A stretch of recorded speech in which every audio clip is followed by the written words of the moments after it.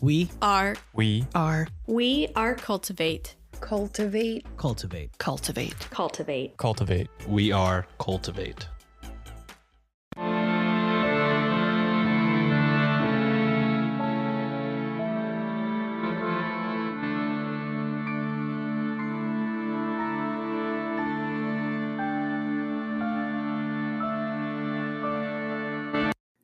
Hello and welcome to Ye Olde Crime, where we discuss the funny, strange, and obscure crimes of yesteryear. I'm your host, Lindsay Valenti, and with me is my sister and co-host, Maddie Stengel. Hello. Hi. We made it to June. We did.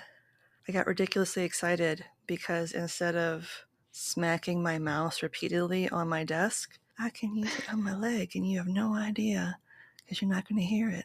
Because oh God, it was so dusty. Jeez. God. Because I'm like extending my injured foot leg out. Just a whole new canvas. Yeah. A whole new world has opened up to me. I can be a lazy little bitch from now on. Like, a whole new world. Okay. So, as you mentioned, it is the start of a new month, which means Yes. it is time to call out and thank our amazing supporters over on Buy Me a Coffee. Yay! So thank you, and a round of applause to our friends Carol and Charlie. Thank you so much. And if you would like to be amongst their ranks as either a one-time supporter or a monthly sustainer, you can go over to buymeacoffee.com/yeoldecrimepodcast, all one word, and buy us a coffee. Because it's boring to have a website called helppayformypodcast.com. So help me please, Dad. Please. help with the things, please. So I told Maddie a minor spoiler about today's topic. I already forgot it. It's all good. Only the fact that it is crazy bananas. So join me, if you will, as I weave you the tale of Daniel Sickles and the murder of Philip Barton Key II. Ooh, what a name. Right? Information was pulled from the following sources: a 2022 Bowery Boys history article by Greg Young, 2022 Library of Congress blog post by Heather Thomas, 2018 Washington Post article by Robert Mitchell, 2013 Boundary Stones article by Ariel Vorosky, 1859 United States versus Sickles court transcripts. Click on it if you want to. It's a dive. That'd be crazy. That'd be so crazy. Just to just read it, you know? Yeah. It was, yeah. Hardy. The American Battlefield Trust, encyclopedia.com, Find a Grave, Historical Society of the District of Columbia Circuit, and 3 Wikipedia links. Nice. And before I say my usual line, thank you to Carrie Ann for assisting me with all of her source materials. Yay! Thank you, Carrie Ann. You're the best. And links to all of these articles will be included in the show notes. If you want a playlist of all our episodes on YouTube, click the link in our show notes or in our link tree and subscribe today for not only a list of our full catalog, but a separate list as well, just of our Can You Crack the Cramp Word segments. Daniel Edgar Sickles was born on October 20th, 1819, in New York City to parents George Garrett Sickles and Susan Marsh Sickles. Sue Sickles. That's such a cool name. Sue Sickles. Funnily enough, his year of birth has been contested, as he himself has claimed that he was born in 1825 instead of 1819. Some historians believe that he used the year 1825 to not appear as old as he truly was, when, against his and his betrothed's family's wishes, he married Teresa Bajali, on September 27th, 1852. He was 32, and she was 15 or 16 at the time of their marriage. No. No. No. Gross. So he was trying to appear younger so it would Yes. be less creepy. Mhm, Ugh. mhm, mhm. Ugh. It was argued that she was, quote, sophisticated for her age, end quote, and she spoke 5 languages, which, great, but that doesn't change the fact that she was 15 or 16 years old. I mean, how many times have we heard that argument of, oh, she was so mature for her age? Yeah, it's called trauma. She was an old soul. No, Yeah, that's not a good thing, guys. Being an old soul, it's not the compliment you think it is. yeah. It's believed that part of the reason he rushed the marriage was because he had already gotten her pregnant with their daughter, Laura Buchanan Sickles, who was born the following year in 1853. Hmm. Then yeah, that Yep. would make sense. So, for some history, Teresa de Punte Bajoli was born the daughter of well known Italian singing teacher Antonio Bajoli and his wife Maria Cook. Fun fact, Daniel had known Teresa since she was an infant, Oh. having befriended the son of her grandfather, Lorenzo da Punte, back when he was a teenager. They wouldn't meet again until 1851, and he proposed marriage to her shortly after their reacquaintance. Oh. Yeah, I had a hard time following that, and also I'm so offended. yeah, You like don't have to follow it to know that it's bad. yeah. He's like, hey, I'm a teenager. What a cute baby. Then he comes back and he's like, hey, I'm an old man. What a cute teenager. And I Uh, want that. what a cute woman. I need a wife. I need a wife. You'll do. Hmm. And at the time of their marriage, Teresa was described as, quote, soft, lovely, and youthful, end quote. No. I don't like Soft. soft. Why is the first adjective soft? I hate I that don't because like that it. just it immediately, I don't know, to me it just means violence. Like really Hmm. violent dark undertones. Why does somebody need to be soft? Why do you need to be soft? By the time that he got married, Daniel had already started work as a lawyer and politician, following in his father's footsteps. Of course. By 28, his connections helped him gain the position of Corporation Counsel for New York City, as well as a seat on the New York State Senate. Fun fact, he resigned his post as counsel for New York City, and it's said that after his appointment to the Senate, he took a known courtesan that went by the moniker of Fanny White, real name Jane Augusta Blankman, with Mm-hmm. him on an overseas assignment instead of his wife before returning in 1855. Hmm. That would have been devastating then. It's quite the scandal. I had Wow. never heard of Fanny White before this. She's going on the list. Yeah, I recognize the name. A few years after his marriage in 1856, Daniel was elected to the U.S. House of Representatives as a Democrat. While in D.C., he and his wife leased a mansion at Lafayette Square across from the White House, where they would host elaborate parties for the elites of D.C. society. They hosted formal dinners every Thursday, and Mm. Teresa would entertain society ladies every Tuesday morning. That sounds exhausting. 2 I events a know, week. at least. I can't. That's so much. That's so much peopling. That's too In many your people. home. In your home. Mm-mm. No. Yeah, No. no.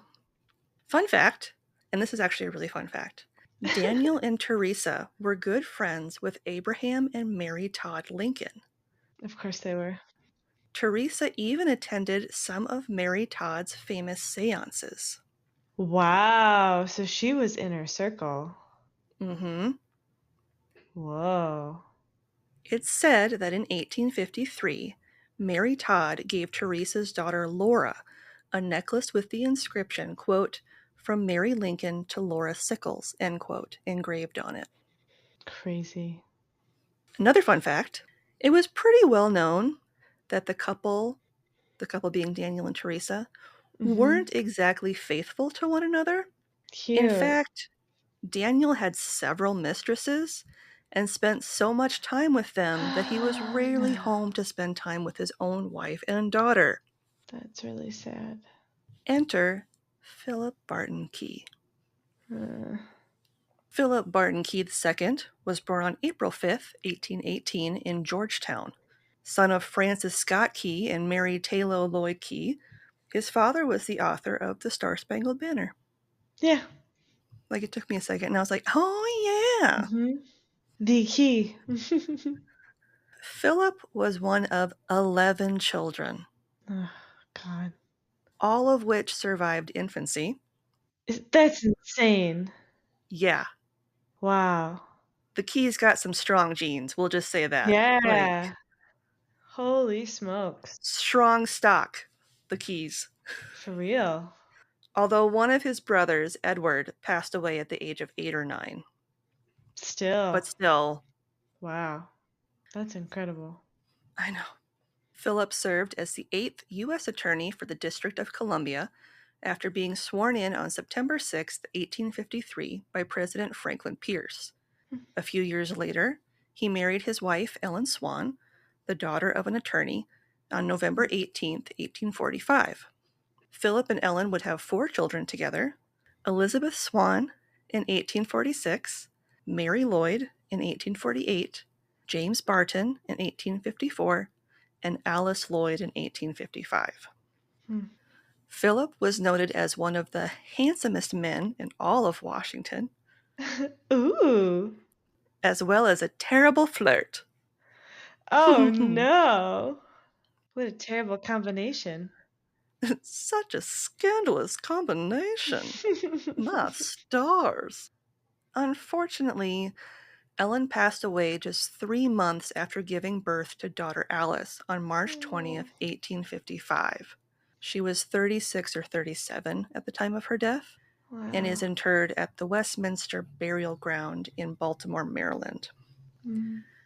This left Philip not only as a widower, but also with 4 children to manage all on his own. Philip was nominated for the seat of U.S. Attorney for D.C. after his first term and was once more sworn in, this time by President James Buchanan in 1857. Hmm. So this is his second term as U.S. Yeah. Attorney. In the spring of 1858, 3 years after the death of his wife, he began an affair with Teresa Sickles, who at this time would have been 22 or 23, while Philip was 40, Ugh, not great. a year older than her husband. No. At this point, it was well known that Daniel Sickles was a serial adulterer, and Mm-hmm. he had accused Teresa of committing the same infidelities several times during their now 5-year-long marriage. And each time that she was accused, she vehemently denied the charges laid against her because she hadn't been Yeah. cheating. Right. And each time, Daniel believed her. Mm. Now, it should be noted that about 2 years earlier, in March of 1857, Daniel and Philip had met at a late-night card game of whist, where the pair had become fast friends. They shared many qualities, as both were known to Mm. be social, suave, have large egos, and both were horrible flirts and womanizers. Great. What a wonderful combination. I love that Yep, those traits are times two. Great. yep. Awesome. And it was as a result of their friendship that Philip was introduced to Teresa. Even better. Yep. And if reports are to be believed, they weren't very subtle. Of course not. Philip would often escort Teresa about town, to the theater, and to parties. Rumors of their affair were commonly discussed amongst Washington's social elite, but for Oh whatever no. reason, Daniel had been oblivious to the affair entirely. Probably because chances are he was off doing his own thing with his bevy of mistresses and was just like, Too out of distracted. sight, out of mind, because I'm too busy with all this other stuff. Right, so paranoid about getting caught himself. He's not looking at anything else. Yep. Cute. On the evening of February 24th, 1859, the Sickles entertained guests at their home with a dinner party. Afterwards, the bulk of the attendees, including Teresa and her husband, left to Mm-hmm. take part in a dance at the Willard Hotel. And it was here that Daniel was handed a sealed note via a messenger that he wouldn't read until later when he had returned home. And it Ooh, turns ominous. out it was a poison pen letter. Oh no. Now, I had to look up what that meant because I'd Mm-hmm. never heard that term before. But Okay. essentially, it's a letter or note written anonymously in the style of a ransom note, and it contains abusive, unpleasant, or malicious statements about either the recipient themselves or someone close to them. Hmm. In this case, the poison pen letter was written to Daniel, detailing the infidelities of his wife in the arms of Philip. These are like internet trolls. Pretty much, yeah. This is Reddit. It is just Reddit. In 4chan. It's just, am I the asshole? And then it's just, ye old am I the asshole. The letter was published in the September 8th, 1859 edition of the White Cloud, Kansas Chief paper and reads as follows, quote, Washington, February 21st, 1859. Honorable Daniel Sickles. Dear Sir, with deep regret I enclose to your address these few lines, but an indispensable duty compels me to do so, seeing that you are greatly imposed upon. There is a fellow, I may say, for his is not a gentleman by any means, by the name of Philip Barton Key, and I believe the district attorney, who rents a house of a Negro man by the name of John A. Gray, situated on 15th Street between K and L Streets, for no other purpose than to meet your wife, Mrs. Sickles. He hangs a Hmm. string out of the window as a signal to her that he is in, and leaves the door unfastened, and she walks in, and, sir, I do assure you, with these few hints, I leave the rest for you to imagine. Most Oh, respectfully, your friend, R.P.G. End quote. oh my God. That is, that would be so scandalous then. Mm-hmm. Because Holy this is the smokes. Victorian era. Yeah. Wow. It's like, how did he survive reading the letter? Yeah. Did not just like have a heart attack and die. Daniel enlisted the help of his friend George Wooldridge to investigate the claims, as well as to keep an eye on the house in question. After interviewing several of the neighbors, he returned to tell Daniel that the note he received spoke the truth. A couple matching Teresa and Philip's description had been seen frequenting the home on several occasions. Hmm. After confronting Teresa with the letter, she finally confessed to the affair, stating, quote, I am betrayed and lost. I did what is usual for a wicked woman to do, end quote. Hmm. That makes me sad. Yeah. Daniel forced her to write down her confession. At Of this course he did. point, Philip and Teresa had been having a tryst for about a year, Oh no. with the pair meeting up at an unoccupied home on 15th Street, not far from where Daniel and his wife lived, in order to conduct their rendezvous. Oh, this is not gonna end well. Teresa's confession was published in its entirety in the April 22nd, 1859 edition of the Wyandotte Pioneer and reads as follows. Oh, how mortifying. Quote, I have been in a house on 15th Street with Mr. Key. How many times I don't know. I believe the house belonged to a colored man. The house is unoccupied. I commenced going there in the latter part of January. I have been in it alone and with Mr. Key, usually stayed an hour or more. There is a bed in it, in the second story, to do what is usual for a wicked woman to do. The intimacy commenced this winter, when I came from New York, in that house, an intimacy of an improper kind. I have met him half a dozen times or more at different hours of the day, on Monday of this week and Wednesday also. The meeting was arranged when we met on the street and at parties. I never would speak to him when Mr. Sickles was at home, because I knew he did not like me to speak to him. I did not see Mr. Key for some days after I got here. He then told me he had hired the house as a place where he and I could meet. I agreed to it. There was nothing in it to eat or drink. The room is warmed by a wood fire. Mr. Key generally went there first. We have walked there together, say 4 or 5 times. I do not think any more. I was there on Wednesday last between the hours of 2 and 3 o'clock. Laura, her daughter, was at Mrs. Harris's. Mr. Key took her there at my request. From there I went to 15th Street to meet Mr. Key, and from there to the Milkwoman's. Immediately after Mr. Key left Laura at Mrs. Hoover's, I met him in 15th Street. I went into the back gate and went into the same room, and there an improper interview was had. I undressed myself, and Mr. Key undressed also. This Hmm. occurred on Wednesday, the 23rd of February, 1859. He has kissed me in this house a number of times. Oh my. I do not deny that we had connection in this house last spring a year ago, in the parlor on the sofa. Mr. Sickles was sometimes out of town and sometimes out at the Capitol. So that was in her own house, that last part. I just this admission during this time is so incredible to me.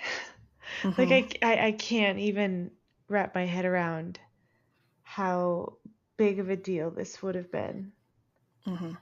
And it's not done. Like there's No. more. Yep. Oh my God. I think the intimacy commenced in April or May 1858. I did not think it safe to meet him in this house, because there are servants here who might suspect something. As a general thing, I have worn a white woolen plaid dress and beaver hat trimmed with black velvet. I have worn a black silk dress there also, a plaid silk dress, a black velvet cloak trimmed with lace, and a black velvet shawl trimmed with fringe. Why does this matter? I think she's stating just how nice she dressed for him. Okay.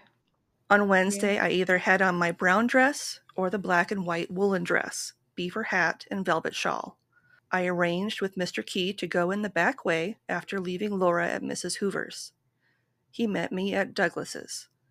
The arrangement to go in the back was either made in the street or at Douglas's, as we would be likely to be seen. The house is in 15th Street between K and L Streets, on the left-hand side of the way. We arranged the interview for Wednesday in the street, I think. On Monday, I went in the front door. It was open. We occupied the same room, undressed, and went to bed together. Mr. Key Oh. has ridden in Mr. Sickles' carriage and has called at his house without Mr. Sickles' knowledge, after my being told not to invite him to do so, and against Mr. Sickles' repeated request. End quote. Oh. I don't like that. Surprisingly, Daniel wasn't really mad at his wife. He was convinced that she had been coerced by Philip into the relationship. Of course. Meanwhile, Philip has started to get upset because he hadn't heard from Teresa for several days. Hmm. He even rented a front room in the Cosmo Club in Lafayette Park, across from the Sickles home, in order to keep an eye on her comings and goings using opera glasses. That's so creepy. Victorian binoculars. And like the next building, like it's probably like not even 100 feet away. He's like literally across the square, It's the next window. like looking through a window with his opera glasses. Absolutely not. On the afternoon of Sunday, February 27th, 1859, Philip was sitting on a bench outside of Daniel's home in Lafayette Square.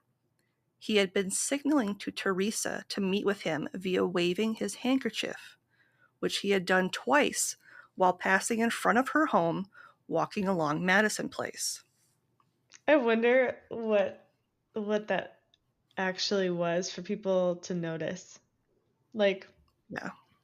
was it like a flag corps for like the marching band, like, yeah, yeah? Or was it like a Yoo-hoo! Or was it like, oh, I'm pulling it out of my coat pocket, Yeah. like, I don't know. Like making a big deal, sneezing, something, like Hmm. lifting it in the air. What Philip didn't know was that Daniel was inside consulting with George Wooldridge and Samuel F. Butterworth on how exactly he should deal with Philip. Butterworth.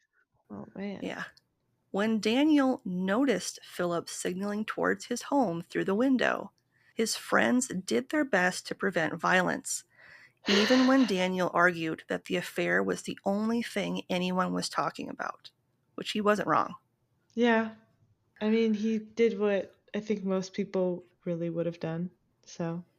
Samuel didn't help matters when he said to Daniel, quote, "If that be so, there is but one course left for you as a man of honor. You need no advice." End quote. What? Like die? Kill him. Oh, jeez. Philip was completely oblivious to what was brewing behind the Sickles closed door. He had no Oh idea man. that the affair had been exposed, Oh boy. at least until he was approached by Samuel. So Samuel left Daniel's house first, Mm-hmm. went up to Philip. The pair exchanged greetings, and when Samuel left, Philip was approached by Daniel, who was carrying two single-barreled derringers and a revolver on his person. Wow. Convenient. Assuming his friend had come to also exchange pleasantries, Philip extended his hand and asked Daniel, "How are you?" Yeah. Daniel was quoted as yelling, quote, "Key, you scoundrel, you have Oh. dishonored my home, you must die," end quote. Oh my gosh. Also, I have like 4 guns in my hands. Yeah. Before he pulled a pistol out of his pocket and fired at Philip, who hurled his opera glasses at Daniel and ducked behind a nearby tree. The first shot went wide and missed, at which point Philip grabbed Daniel's coat to try and stop him from shooting again. But he Wow. wrestled free, and this time when he fired, he struck Philip in the chest, causing him to stagger. Oh no. Philip was heard shouting, quote, "Don't murder me! Murder!" end quote, before he was struck Mm. by a bullet from Daniel's pistol at close range in the groin, which Oh caused no. Philip to fall to one knee before there was a third shot, which caused Philip to fall to the ground. As he Wow. went to shoot him in the head, the gun misfired, He's already dead. and a passerby pinned Daniel's arms to subdue him in order to stop the attack. Oh my god. Philip was rushed to the Cosmo Club, which today is known as the Benjamin Ogle Taylor House, Okay. essentially where he had been staying, Mm-hmm. but he died shortly after. There were conflicting reports where either he was already dead or he died pretty much as soon as they got him in the door. Yeah. With a shot to the groin, there's so many major arteries and You're going to bleed out. he's There's yeah. nothing you can do. Yeah. He was buried at Oak Hill Cemetery in the Georgetown section of Washington, D.C. And remember, this was in broad daylight That's insane. on a Sunday afternoon. That's so crazy. Like the escalation. Yeah. So it shouldn't surprise you to learn that Daniel was arrested for Philip's murder and put on trial. Yeah. He turned Man. himself in after taking a carriage to the home of the Attorney General, Jeremiah S. Black. He went Mm. there, was like, "I killed Philip, and I'm turning myself in." That's so crazy. He chose to stay in the vermin-infested Washington jail rather than post bail. And Hmm. while there, the media was having a field day, I'm sure. publishing all manner of rumors, such as that Teresa was carrying the now deceased Philip's baby. Of course.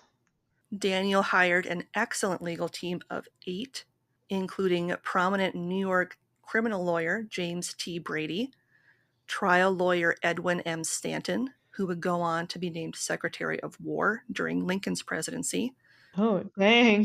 Wow. and theatrical legal orator John Graham, a lawyer who is known for his moving pleas to jurors. What a team. He was known for weaving a tale that would get people to weep. Man, that's awesome. The prosecution was defended by U.S. District Attorney Robert Olde, who was the former assistant of Philip Key. Hmm. Meek and untalented, Key's family insisted that James Carlisle be brought on as his assistant counsel, agreeing to pay for his fee out of their own pockets just to have a fighting chance. Oh, jeez. It took 3 days to select a jury. Of the Wow. first 75 that were called, 72 of them sympathized with Daniel, and some 200 were excused for bias in Daniel's favor before a jury of tradesmen and farmers could be assembled. Wow. So pretty much people who did not live in the city, who had no idea who any of these people were, essentially. Mm-hmm. Yeah. During his trial, which started on April 4th, 1859, so 2 months after the murder, Mm-hmm. under criminal court judge Thomas Crawford, Daniel didn't even try to hide the fact that he murdered Philip. He owned up to it, stating that he had no remorse for his actions, telling reporters, quote, "He had dishonored me, and we two could no longer live on the same planet," end quote. Jeez. In a surprising twist, the defense argued a case of temporary insanity, claiming it to be a crime of passion. What? Although the case for insanity had been used in the past, Mm-hmm. it had never been argued that someone could, quote unquote, temporarily be insane. Interesting. Coverage of the trial was extensive, I bet. and Teresa saw her reputation dragged through the mud. Mm-hmm. Hell and back. Although her written confession to her husband wasn't admitted into evidence, many papers published it either in part or the whole thing that I read to you earlier. That's crazy. Mm-hmm. Ah, awful. That's so horrific. To have your dirty laundry aired out that way. Yeah, for everyone to Yeah. see. Due to its quote-unquote salacious nature, many newspapers found themselves fined for obscenity for publishing it. Jeez. John, who was part of Daniel's defense team, Mm-hmm. used his persuasive skills to lay the finger of blame on the victim, Philip, Of arguing that he course. was a known philanderer who seduced the congressman's wife. He stated that Daniel, in a fit of blind rage, was driven temporarily mad when he fatally shot Philip to protect his wife and his family. Hmm. Interesting. On April 26th, 20-some days after the start of the trial, the jury deliberated for a little over an hour before returning a verdict of not guilty, making Daniel's case not only one of the most controversial murder trials of the 19th century, but the first successful use of the insanity defense, temporary insanity defense, in the United States. I hate that. I hate it all so much. The evening of April 26th, some 1,500 people joined Daniel at a victory party to celebrate his acquittal. Insane. In the press, Daniel was hailed as a hero for quote-unquote saving the women of D.C. from Philip's lustful ways. God. And a play about the trial opened just a week after the verdict was read in Boston to Of rave course. reviews. Rave reviews. Of course. Even more shocking, Daniel and Teresa reconciled 3 months after his acquittal, which wasn't done. Oh, wow. Like, anyone else would have divorced her, and that would have been it. Yeah. Like, done forever. Daniel may have gotten away with literal murder, but it was Jeez. unheard of to take back a quote-unquote fallen woman such as Teresa. So crazy. Daniel became her only supporter, and he was even quoted in the July 19th, 1859 edition of the New York Herald begging the public to leave her be, stating, quote, "Have pity on her, be kind and gentle to her. Appreciate her situation, care for her, reassure her. Let her know that you are not her enemy. On the contrary, a most devoted friend, entirely at her service. Be discreet, full of fact, understanding and respecting her situation, and encourage her to the utmost. End quote. It's nice. Regardless of Daniel's pleas, Teresa never fully recovered, and she died in 1867 from tuberculosis at the age of 31. Jeez. That's so young. Mm-hmm. Wow. So Daniel's reputation was pretty much like not great. Trash. Pretty bad. But he gained recognition during the American Civil War, of which he served from 1861 to 1869. Oh, wow. 8 years? Yeah, he Oh served a my long time. God. 8 years of war. He started as colonel for the 70th New York Infantry before he was appointed Brigadier General of Volunteers for the Excelsior Brigade. He went on to be promoted to Major General in November 1862. Daniel lost his right leg in 1863 at the Battle of Gettysburg, for which he was awarded the Medal of Honor as a Major General years later on October 30th, 1897. So much, much later. That makes sense. In addition to Gettysburg, he took part in the Peninsula Campaign, the 7 Days Battles, Battle of Fredericksburg, and the Battle of Chancellorsville. This is probably one of the actually cool fun facts of this episode. Daniel was instrumental in the establishment of Gettysburg Battlefield as a national park. Oh, wow. Following the war, he held a number of government positions, such as the U.S. Minister to Spain from May 15, 1869 to January 31st, 1874. What? How? Why? Oh yeah, it gets better, Maddie. We're not even done yet. Stop. It is said that during his time in this position, he had a lengthy affair with the deposed Queen Isabella II of Spain, who was quite smitten with him, and she thought he was rather dashing, even with only one leg. Stop. I can't. The There's old still Tumblr more. would be just on fire. Just flames.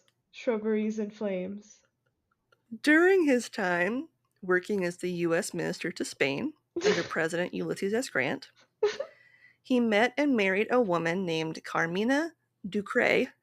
This just sounds like some weird middle school boys book report on like I know. something that happened. And it turns into a I know. romance novel. I don't understand. Yep. On November 28th, 1871. She was the daughter of French-born Chevalier Ducre of Madrid. The pair had 2 children together, Stanton in 1871 and Edna in 1886. At the time of their marriage, Daniel was 53 and Carmina was 31. Ugh, not great. Daniel lived in New York City in his Fifth Avenue home, nearly bankrupt, before he passed away in 1914 at the age of 89 from a cerebral hemorrhage on May 3rd. Ouch. His only means of supporting himself were thanks to his children, as well as his estranged second wife. So they married. When he was no longer the U.S. Minister of Spain, he moved back home, and she refused to go with him. No. So she was like, yeah, no. So even though they were still married, she was like, bye. Oh, that sucks. But then she did move to the U.S. much later. I think it was like in 1900 she moved to the U.S. That's crazy. And she ended up living down the street from him. Like she wouldn't live in the same house as him. She kept tabs on him and lived down the street with her son, and I think at that point, somewhere in there, her daughter got married. But his eldest daughter, Laura, who he had with his first wife, Teresa, she passed away in December of 1892 at the age of 38 or 39. So she passed away several years before her father. That's a bummer. Daniel is buried at Arlington National Cemetery. He was survived by his wife, Carmina, and his 2 children that he had with her, so Stanton and Edna. Fun fact. I have 2 last fun facts. You can see Sickles' leg, along with a cannonball similar to the one that shattered it, on display at the National Museum of Health and Medicine in Silver Spring, Maryland. No, absolutely not. Apparently, the Army Surgeon General was looking to collect, quote, specimens of morbid anatomy, together with projectiles and foreign bodies removed, end quote, for the Army Medical Museum, which has since been renamed, in Washington, D.C. Daniel had preserved the bones from his right leg and donated them to the museum in a small coffin-shaped box that included a note reading, quote, with the compliments of Major General D.E.S., end quote. Second and final fun fact. He would regularly visit his amputated leg on the anniversary of its amputation. Yeah. Yep. Yep. Apparently it's still on display. No. Why? Ew. That's the story of Daniel Sickles and the unfortunate murder of Philip Keyes. So weird. What a strange tale. I can't get over the opera glasses. I don't know why that sticks with me so much, but the opera glasses part. For this story, like, I only knew about the murder to start. That was how I found this topic. Yeah. And then as I'm like going through the rabbit holes to weave this tale, I'm like, what the fuck? Okay, what the fuck? Like, it just kept getting weirder and weirder as I kept going. And I was like, what is this story? Got something you want to say? Shoot us an email over at yieldcrimepodcast@gmail.com. We'd love to hear your story ideas, see any gifts you send our way, or if you just want to say hello. We're pretty friendly. Speaking of friendly, if you'd like to have real-time conversations with us, consider joining our Discord over at the Cultivate Network. You can chat with us over at the Old Crimers Cubby, or catch up with any of the other great creators that are part of the Cultivate family of podcasts. Just click the link in our show notes or over on our link tree to get started today. What was that laugh? I asked myself. I'm trying to recreate that as much as possible. I don't think I've ever laughed like that in my life. That was new. What is that? This is my new laugh for 2024. New Year, new laugh. We have a spanking new podcast for your ear holes called Doom Generation. Available on Spotify and Apple Podcasts. Later, Doomers. This week's podcast plug is the Doom Generation podcast. Join the Dames of Doom, Nicole and Tessa, for raunchy and hilarious retellings of the movies that doomed us growing up. They recently appeared on an episode of Can You Crack the Cramp Word? And you can check out their podcast via the link in our show notes. And we have no listener questions, so what is something good you'd like to share? Something good. I don't know. I think the last episode I talked about doing the laminated dough. I don't know if I actually did it, but I have been baking more during my quote unquote break. And I've always wanted to tackle this pastry called Queenamon, which is essentially like a caramelized croissant muffin. And I've made 3 batches now, and I think I keep getting better and better, and this last batch was just super, super good. And I was able to share it with Lindsay and her girls and my parents and my partner, and everybody really liked it. And I don't know. I love cooking and baking for people, and I love when you have those kind of like soft reactions. Like it doesn't have to be like, oh wow, this is like the most amazing thing ever. It's just like, oh wow, this is really good. This is really different. So that was my good thing. Made me really happy. I'm getting better. Mm-hmm. What about you? What's something good? My foot seems to be healing really well. Oh, that's awesome. Even my nurse friend Jenny, because we Mm-hmm. went to one of her daughter's graduation parties over the weekend, and Thomas was like, "Do you want to see the X-rays?" And she was like, "Hell yeah, I do." So he showed her the X-rays, Funny. and we ran into her when we were coming back from visiting our youngest at school today. Mm-hmm. She had an event, and I was wearing my Crocs because the swelling of my foot has gone down enough where I can now wear my Crocs, Mm-hmm. and it doesn't like rub weird against my. It's not constrictive enough where it hurts my foot. Right. She's like, "Oh yeah, like your swelling's gone down a whole lot, so you're taking really good care of it." I was like, "Yeah."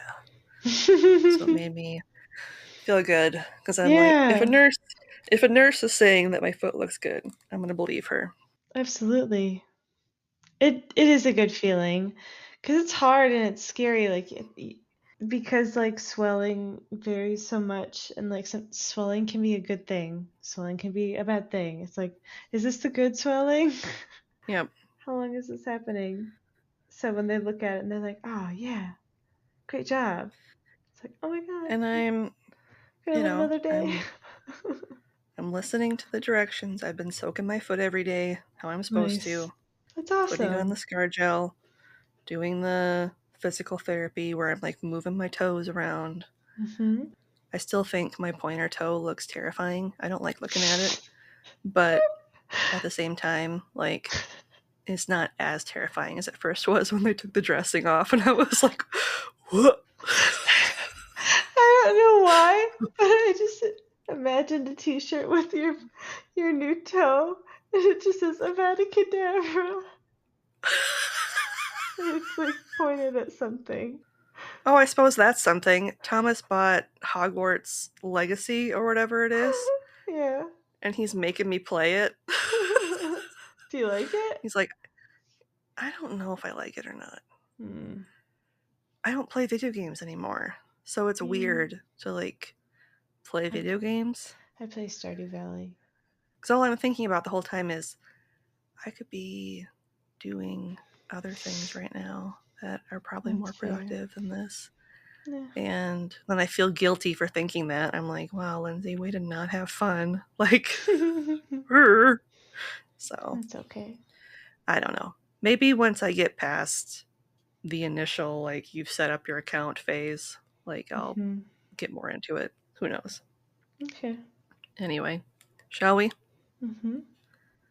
A great way to support the show, if you want to help out but you can't do so financially, is to leave us a 5-star rating and review on Apple Podcasts, Podchaser, Good Pods, Castbox, Podcast Addict, and or Audible. Looking for more content? You can find us online at yieldcrimepodcast.com. If you'd like to see pictures from this week's episode, not to mention bonus content and funny memes, make sure to follow us on Twitter at YieldCrimePod and on Facebook and Instagram at Yield Crime Podcast. On TikTok, of course you are. Follow us at Yield Crime Podcast. We are having 2 sales this month on our TeePublic shop, so you can enjoy up to 35% off June 10th through the 20th and 40% off June 21st through the 24th. Mm-hmm. They have added something new, and I'm really, really excited about it. Yeah. They have added 2 types of hats. Oh, nice. One's a trucker hat, Okay. and the other one's like a regular baseball cap. I love how I just like Oh, nice. bonked my head weird, like a unicorn horn or something. But yeah, a regular baseball cap. So those are other fun things that you can choose from when you're Nice. purchasing products. So I'm going to go look at our shop and make sure that everything is set up properly for that. So then if you want to order some, you can. And I will also be bringing back our Pride merch if you are interested in Nice. purchasing some of our Pride related designs. Nice. And on that note, as always, I'm Lindsay, And I'm Madison, and we'll see you next time with another tale as old as crime.